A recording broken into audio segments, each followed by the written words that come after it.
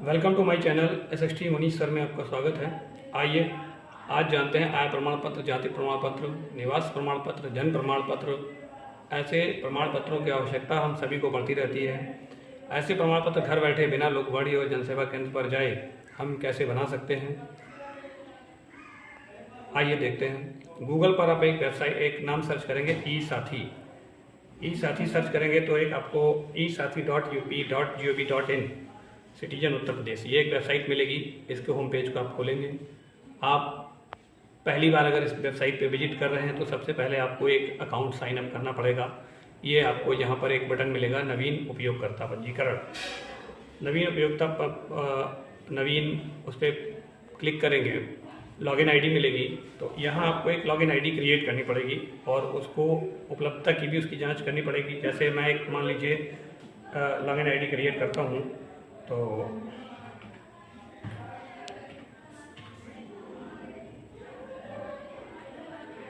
FBD123 इसकी उपलब्धता की जांच कर लेते हैं। ये आईडी ऑलरेडी बनी हुई है किसी और की, इसमें मुझे थोड़ा संशोधन करना पड़ेगा। 1980 ये आईडी प्रयोग के लिए उपलब्ध है। FBD 1980 ये हमारी आईडी हो जाएगी। आवेदक का नाम दर्ज करेंगे।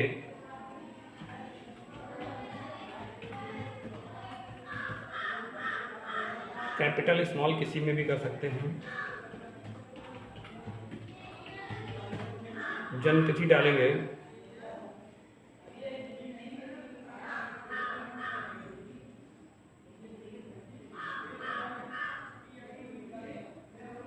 जैसे आपकी जन्म तिथि 1988 है, जनवरी 1, तो 1 जनवरी 1988। लिंग का चयन करेंगे पुरुष। पता अपना डालेंगे।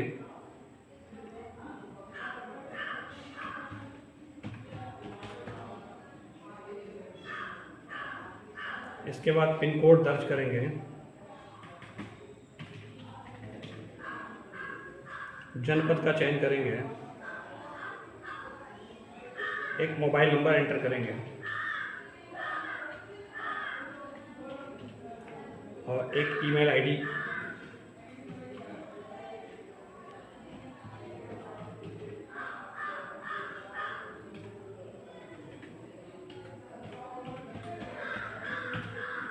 ईमेल आईडी डालने के बाद नीचे आपको कैप्चा फिल करने के लिए आएगा। मैं कैप्चा फिल कर लेता हूँ और इसके बाद सुरक्षित करें पे क्लिक करेंगे। आपके मोबाइल पर एक OTP चला जाएगा और जो आपकी आईडी बनाई गई है वो आईडी और OTP दोनों की आवश्यकता पड़ेगी। आप लॉगिन पर क्लिक करेंगे और जो आपने आईडी बनाई है उसको यहाँ एंटर करेंगे और OTP एक मोबाइल पर आया होगा, उस OTP को एंटर करेंगे। उसके बाद कैप्चा कोड डालेंगे।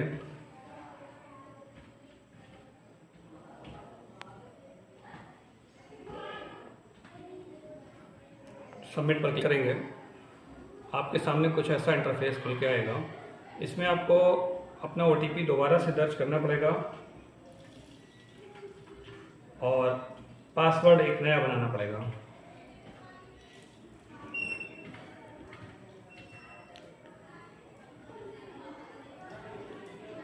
मैंने ये नया पासवर्ड क्रिएट कर लिया है।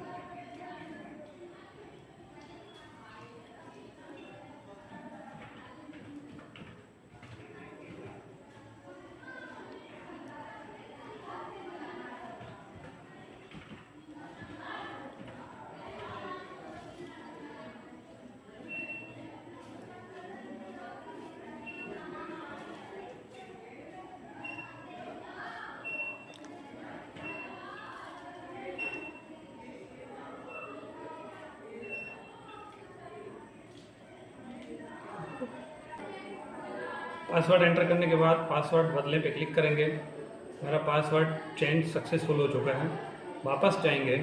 अब आप दोबारा से यहाँ लॉगिन करेंगे। मैंने जो आईडी बनाई थी, अब पासवर्ड एंटर करेंगे।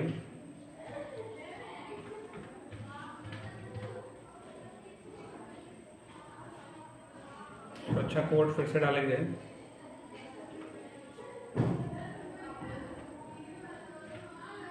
सबमिट पर क्लिक करेंगे। फिर से कोई एरर आ रहा है। सबमिट पर क्लिक करेंगे तो कुछ इस तरह से इसका इंटरफेस खुल के आ जाएगा। अब इस वेबसाइट से आप जाति प्रमाण पत्र, आय प्रमाण पत्र, निवास प्रमाण पत्र, दिव्यांग प्रमाण पत्र, हैसियत प्रमाण पत्र या हैसियत प्रमाण पत्र में आवेदन में संशोधन, या गृह विभाग में विभिन्न प्रकार के लाइसेंस लेने की ज़रूरत पड़ती है, जैसे आतिशबाजी विनिर्माण लाइसेंस, आतिशबाजी भंडारण लाइसेंस या परिवहन ट्रांसपोर्ट लाइसेंस, भंडारण एवं विक्रय लाइसेंस, विनिर्माण लाइसेंस। इस तरह के आप लाइसेंस के लिए भी आवेदन कर सकते हैं। साथ ही खतौनी की नकल और नकल को पुनः प्रिंट करने के लिए, या कुटुंब रजिस्टर जो परिवार रजिस्टर होता है उसकी आप यहाँ से नकल निकाल सकते हैं। और असहाय व्यक्तियों के इलाज तथा उनकी पुत्री की शादी, इसके लिए वित्तीय सहायता सरकार देती है, वो भी आवेदन यहाँ से आप कर सकते हैं। तो इस तरह के आवेदनों में मैं आपको आज एक आय प्रमाण पत्र भर के बताता हूँ। मान लीजिए आपने आय प्रमाण पत्र के लिए आवेदन करना है, तो आप यहाँ खोलेंगे और यहाँ सबसे पहले आप अपना आधार नंबर एंटर करेंगे।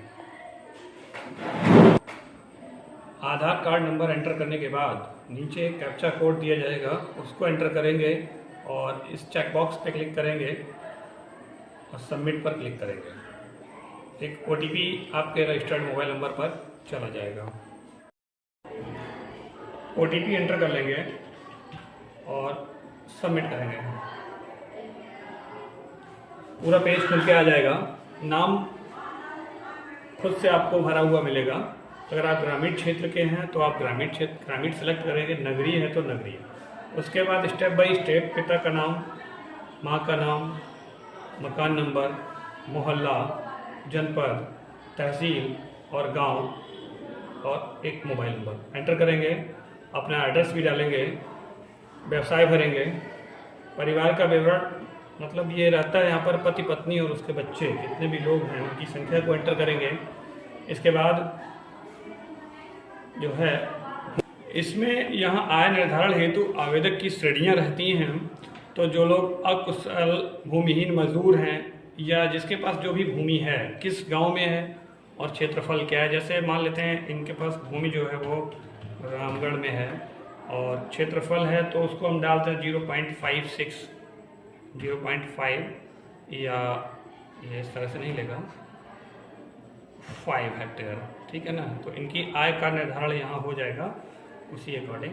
अब हेक्टेयर में तो इतनी नहीं है, 1 हेक्टेयर डाल देते हैं। मैं ये एग्जांपल के लिए डाल रहा हूँ। अगर पेंशन से कोई आय होती है या सेवा योजन पोर्टल से कोई आय होती है, निजी व्यवसाय है कोई, उसको एंटर कर देंगे। उसके बाद परिवार की कुल वार्षिक आय को भरेंगे और इससे पहले कोई प्रमाण पत्र अगर जारी हुआ है तो हाँ करेंगे। हाँ करेंगे तो आपसे एक नया प्रमाण, उसकी संख्या मांग लेगा, तो हम इसको नहीं ही रखेंगे।